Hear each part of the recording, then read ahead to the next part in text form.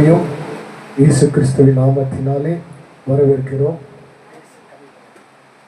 இயேசு கிறிஸ்துவின் நாமத்தினாலே வரவேற்கிறோம். இந்த ஆண்டின் 2வது மாதத்திற்குள்ளாகவும் நம்ம கடந்து வந்திருக்கிறோம்.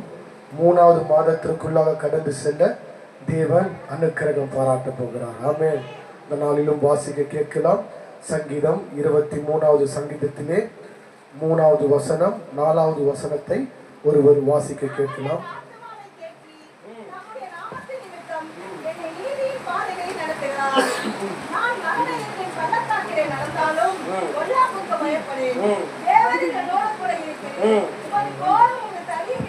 ஹல்லேலூயா. நான் மரண இருளின் பள்ளத்தாக்கிலே நடந்தாலும் பொல்லாப்புக்கு பயப்படேன். ஏன்னா தேவரீர் என்னோடு கூட இருக்கிறீர். உமது கோலும் உமது தடியும் என்ன செய்யனா என்னை தேற்றும். ஹல்லேலூயா. எல்லாரும் சேர்ந்து அந்த வசனத்தை 4வது வசனத்தை எல்லாம் சேர்ந்து பார்த்து வாசிங்க பார்க்கலாம். நான் மரண இருளில்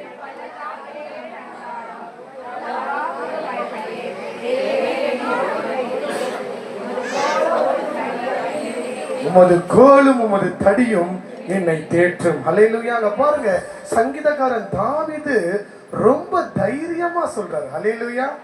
பொல்லாப்புக்கு நான் என்ன செய்ய மாட்டேன்னா நான் பயப்பட மாட்டேன். ஹல்லேலூயா.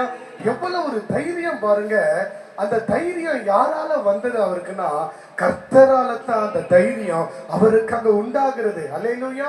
ரொம்ப தைரியமா சொல்றாரு, நான் மரண இருளின் பள்ளத்தாக்கில நடந்து போனாலும் எனக்கு கவலை கிடையாது. நான் மரண இருளின் பள்ளத்தாக்கில நடந்தாலும் எனக்கு பிரச்சனை கிடையாது. நான் மரண இருளின் பள்ளத்தாக்கில நடந்தாலும் எனக்கு ஒரு சேதாரமும் கிடையாது. ஏன்னா என்னோடு கூட ஒருவர் இருக்கிறார். அல்லேலூயா.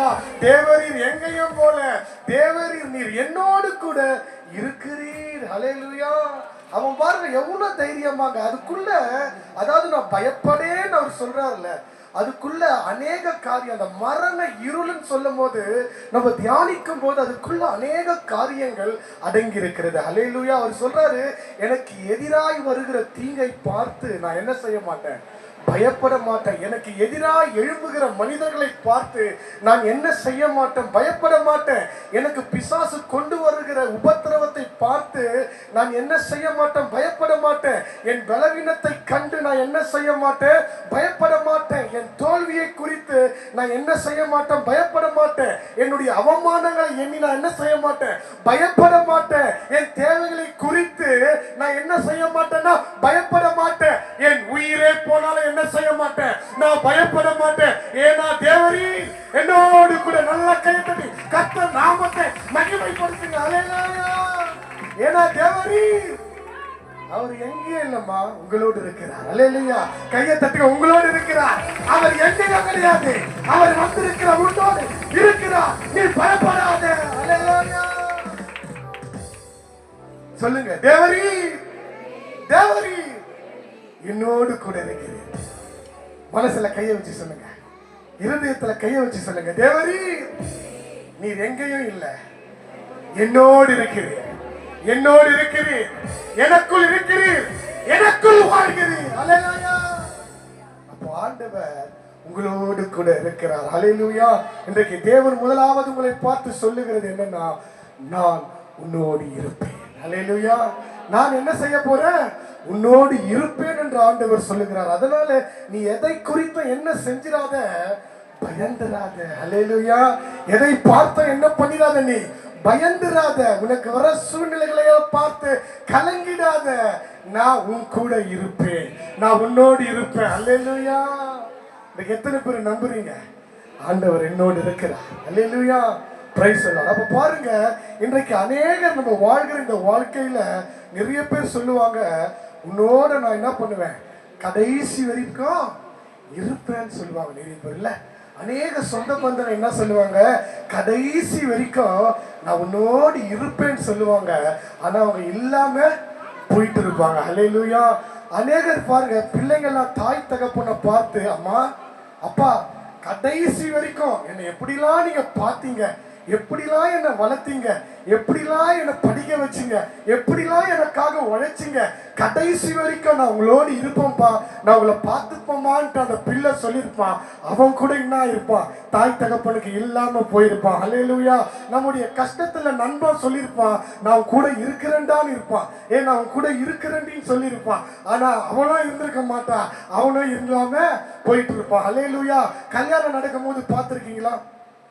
கணவன் மணியா இங்க நின்னுன்னா சொல்லுவோம். நான் கூட சொல்லியிருக்கிறேன், கஷ்டத்திலும் நஷ்டத்திலும் துன்பத்திலும் சுகவீனத்திலும் தாழ்விலும் ஏற்றத்திலையும் பள்ளத்திலையும் துன்பத்திலையும் எல்லாவற்றிலும் இன்னானாலும் நான் உனக்காகவே வாழ்வோம், உனக்காகவே இருப்பேன், என் உயிர் உன் மடியில தான் போவோம், எல்லாத்தையும் நம்ம என்ன பண்ணியிருப்போம், சொல்லி தாலியை கட்டியிருப்போம்.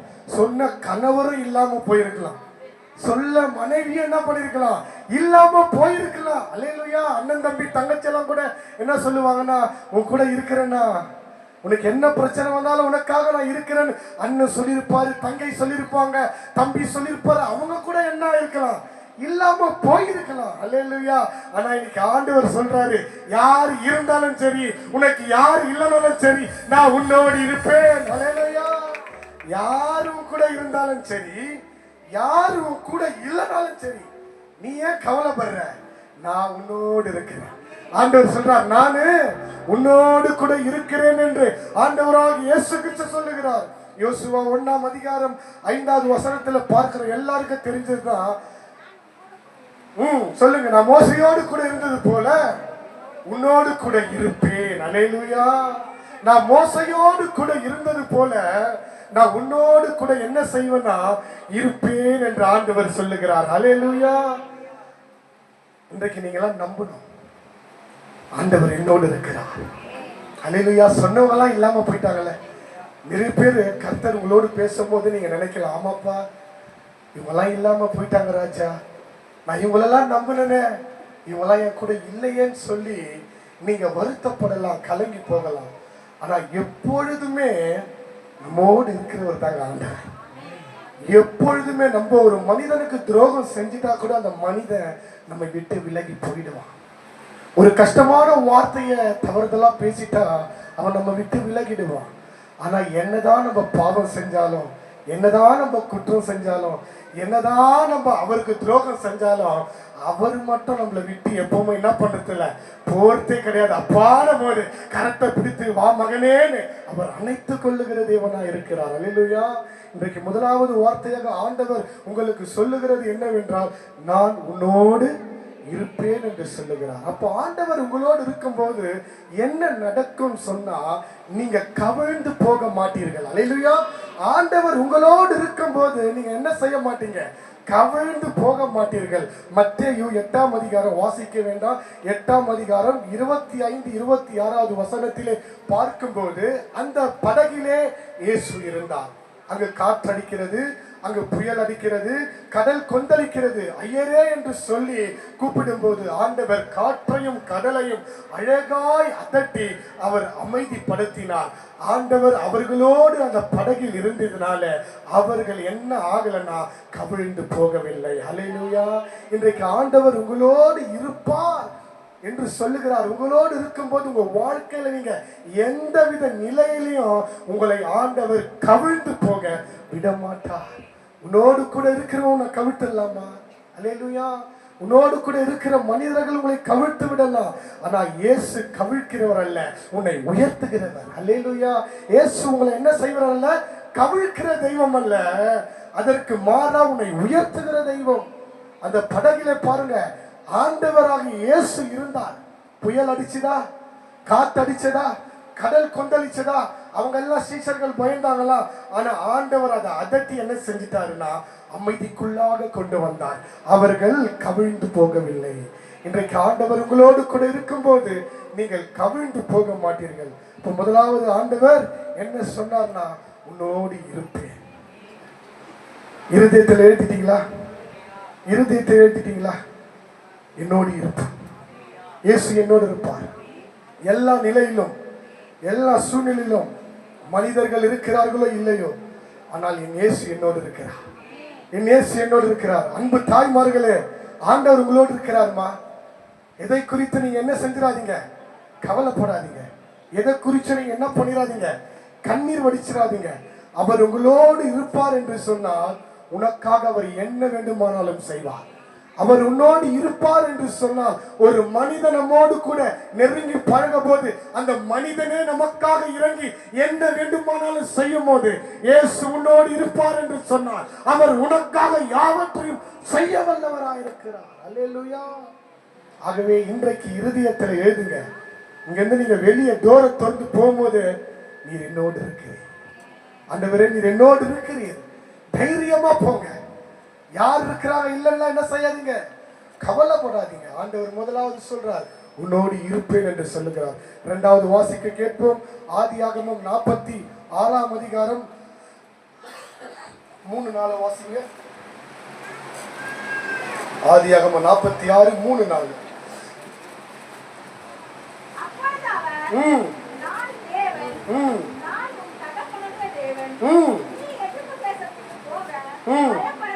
பயப்பட வேண்டாம், அங்கே உன்னை பெரிய ஜாதியாக்குவேன்.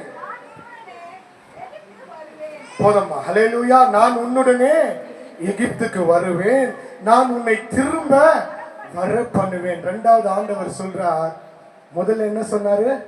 உன்னோடு இருப்பேன். இப்ப இரண்டாவது சொல்றாரு உன்னோடு வருவேன். ஹல்லேலூயா. முதல்ல சொன்னார் உன்னோடு இருப்பேன்.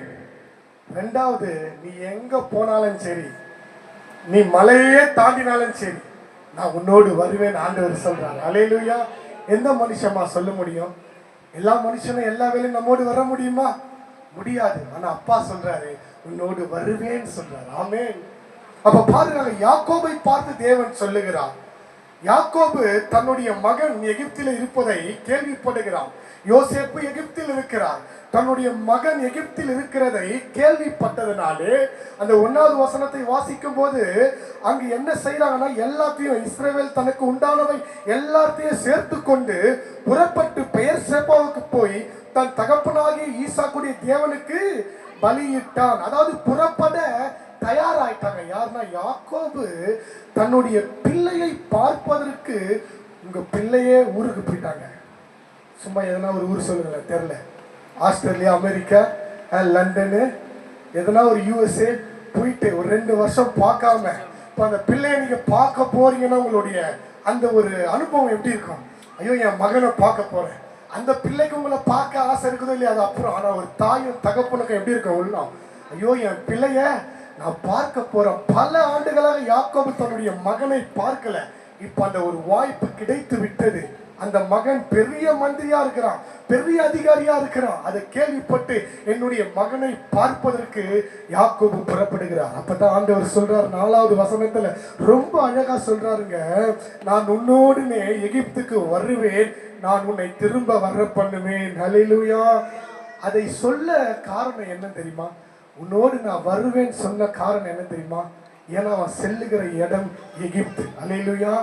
எகிப்துனா என்னன்னா இஸ்ரவேல் மக்களுக்கு எதிரானவர்கள் எகிப்தியர்கள். அல்லேலூயா. ஏன்னா எகிப்து தேசத்துல போயிட்டு தான் 430 ஆண்டுகள் அவர்கள் அடிமையா இருந்தார்கள். ஆண்டவர் உன்னோடு வருவேன் சொன்னாரு, அதே போல திரும்ப கொண்டு வருவேன் சொன்னாரு, அதே போல அவர் கொண்டு வந்தார். அல்லேலூயா, அல்லேலூயா. அப்ப பாருங்க, ஆண்டவர் சொல்றாரு, உன் வாழ்க்கையில நீ வாழ்கிற எல்லா விதத்திலும் நான் உன்னோடு வருவேன் ஆண்டவர் சொல்றார். அல்லேலூயா.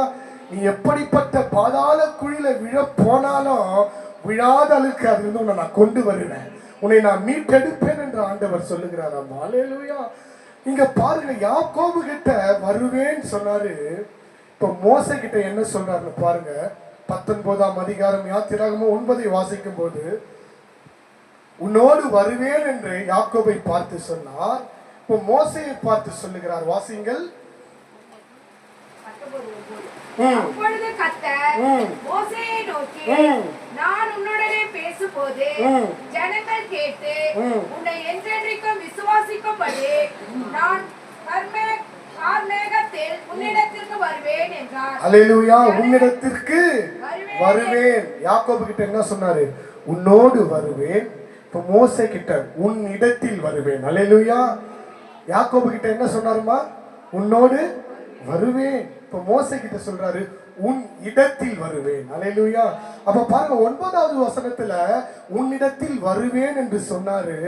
18வது வசனத்துல வந்துட்டாரு. கையை தட்டி கர்த்தர் நாமத்தை மகிமைப்படுத்துங்க. அல்லேலூயா. உன்னிடத்தில் வருவேன் என்று 9வது வசனத்துல வாக்கு பண்ணாரு.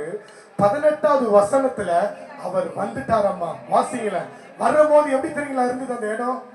ஆண்டவர் வரும்போது எப்படி இருந்தது தெரியுங்களா? வாசிங்கள அக்கினியில் இறங்கினபடியால் அந்த இடம் முழுவதும் புகைக்காடா இருந்தது.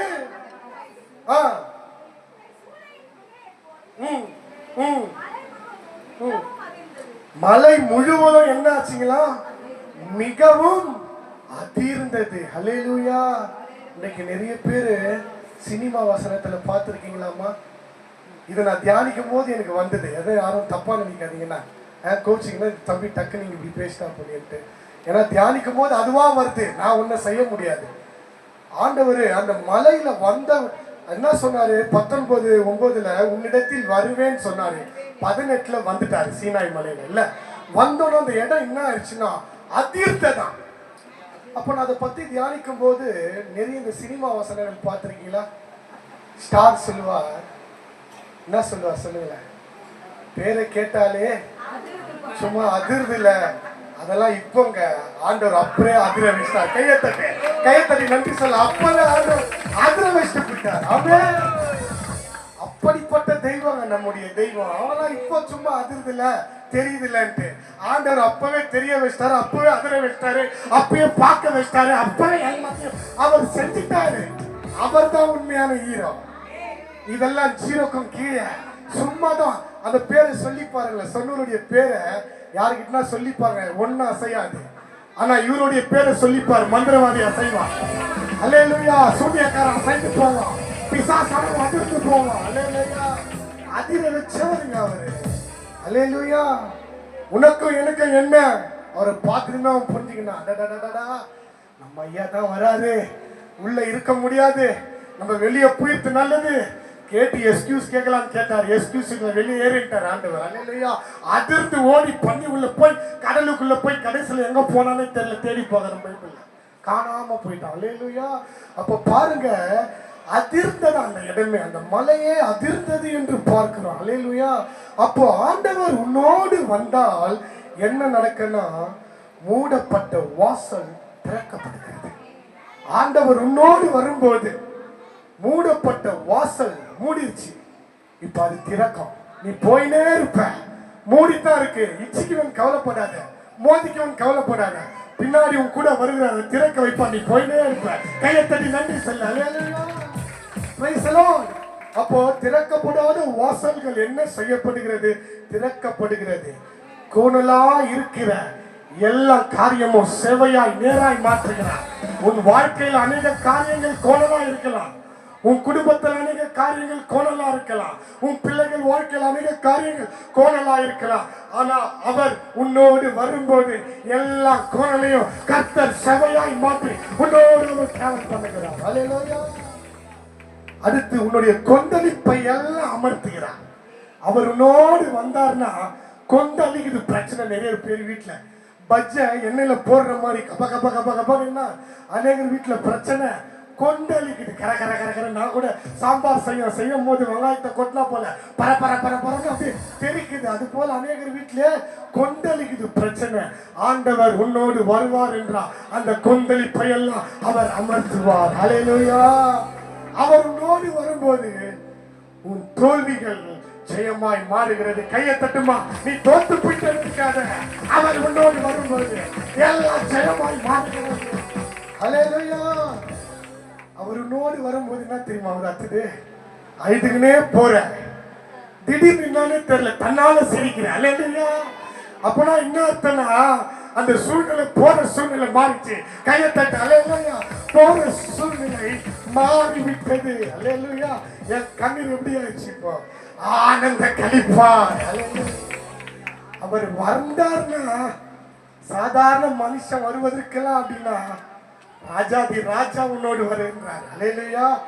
யோசிச்சு பாருமா, ராஜாதி ராஜா ஒரு சிலருக்குள்ள பாதுகாப்பு படைகள், தப்பா சொல்ல, புரிதலுக்காக பாதுகாப்பு படை, எக்ஸ் படை, செட் படை, ஒய் படை, ஈ படை, ஓ படை, எல்லாம் படையும் கொடுக்குறாங்க பாதுகாப்புக்கு.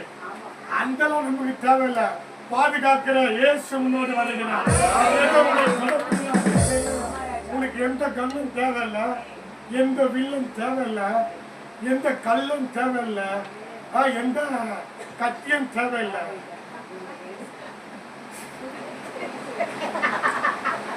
எதுவும் உங்களுக்கு என்ன இல்லை, தேவையில்லை. அவர் உங்களோடு கூட இருந்தால் யுத்தம் செய்ய வல்லவராக இருக்கிறார். நீ சும்மா போயினே இரு. அப்படி ஒருத்தன் விழுவான், இப்படி ஒருத்தன் விழுவான், பின்னாடி ஒருத்தன் சாய்வான், முன்னாடி ஒருத்தன் பத்துக்குவான், மேலே ஏறி போயினே இரு.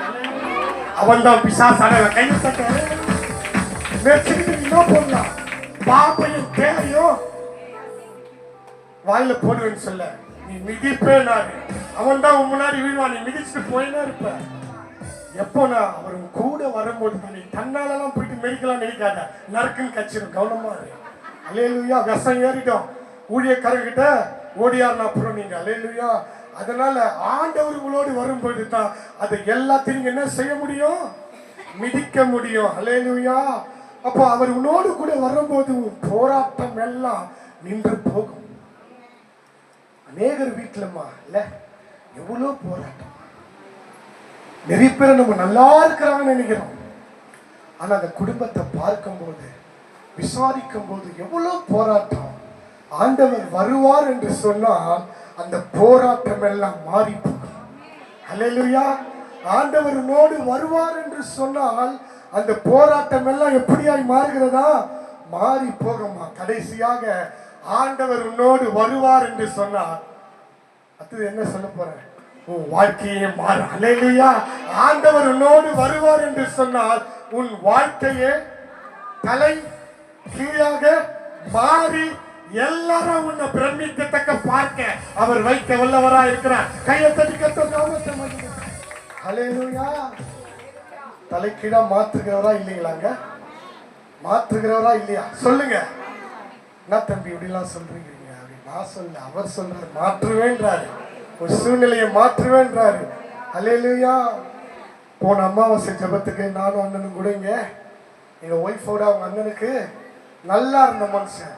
எந்த ட்ரங்க்ஸ் பழக்கமும் இல்லை, எந்த சிகரெட் பழக்கமும் இல்லை, எந்த ஆன்ஸ் பழக்கமும் இல்லை, எதுவுமே அது இதுன்னு எதுவுமே கிடையாது. நல்லா இருந்த ஒரு மனுஷன் திடீர்னு என்ன ஆச்சு, ஸ்ட்ரோக்கு வந்துட்டு கேஎம்சியில் அட்மிட் பண்ணி மூளைக்கு போகிற ரத்தத்தில் பிளாக் ஆடிச்சு. என்னென்னமோ பேசுகிறாரு. நான் போய் நின்னேன், என்னை யாரும் தேர்தான் கேட்டேன்.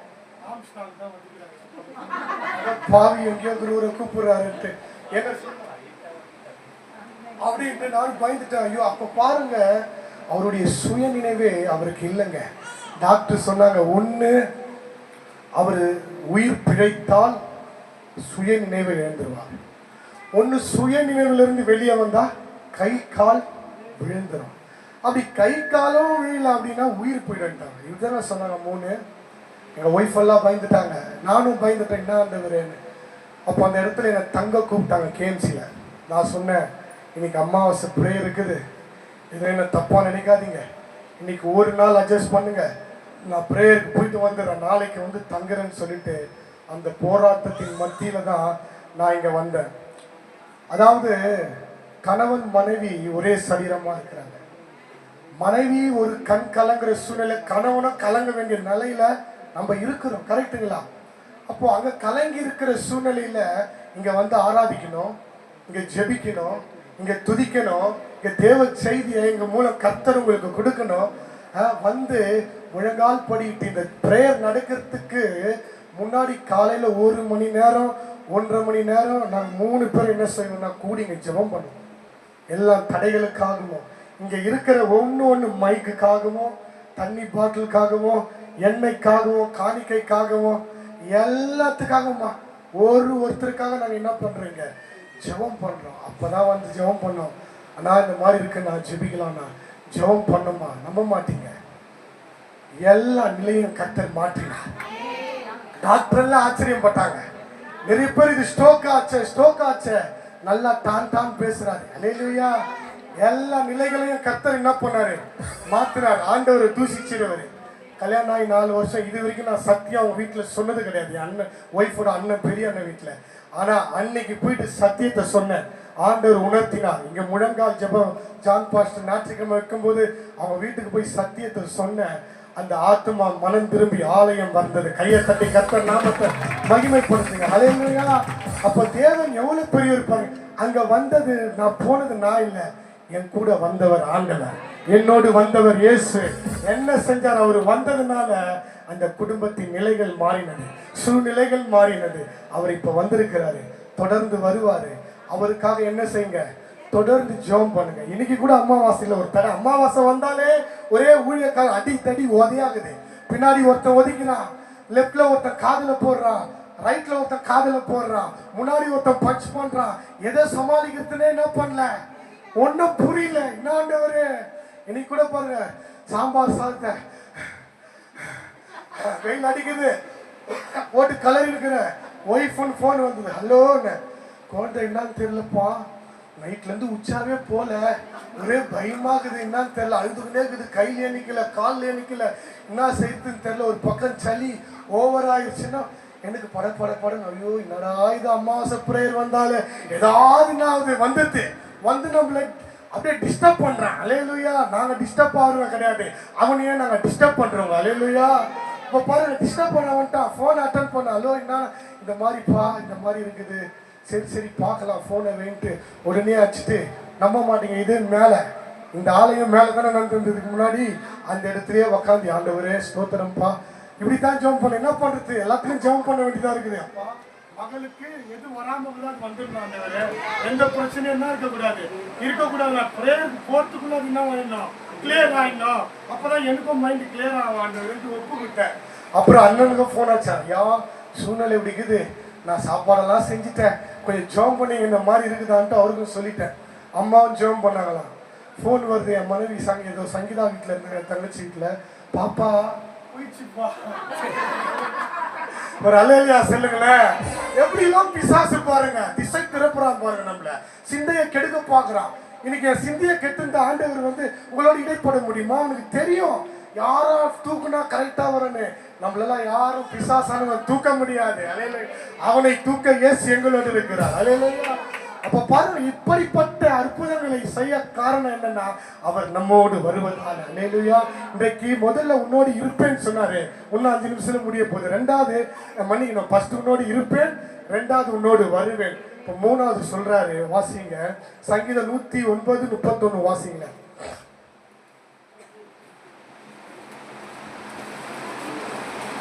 சங்கீதம் 109.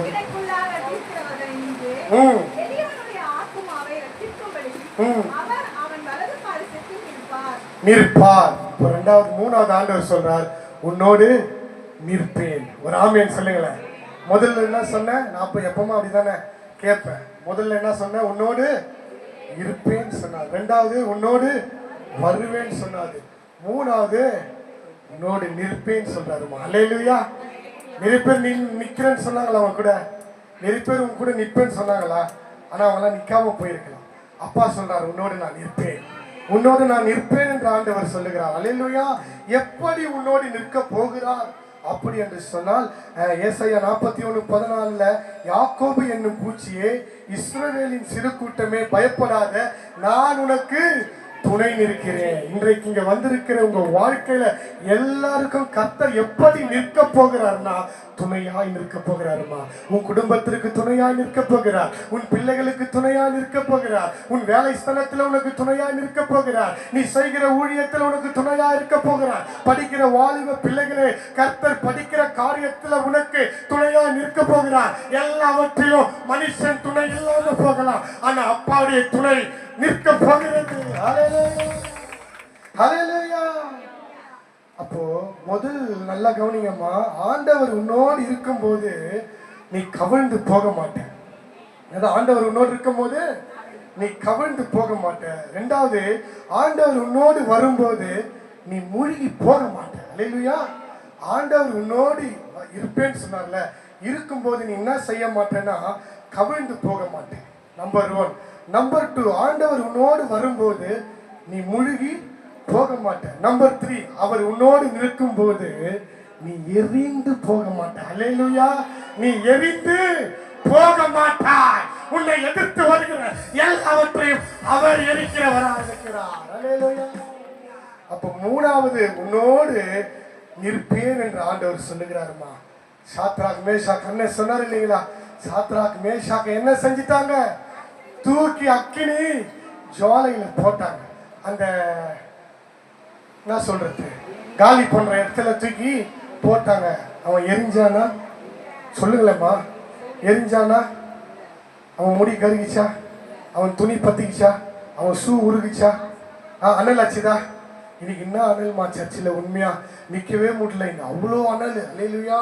அப்போ பாருங்க, அவனுக்கு அனலும் அடிக்கல, கருகியும் போல, உருகியும் போல, தேஞ்சும் போல, அவன் எப்படி போனாலும் அப்படியே வெளியே வந்துட்டான். அல்லேலூயா.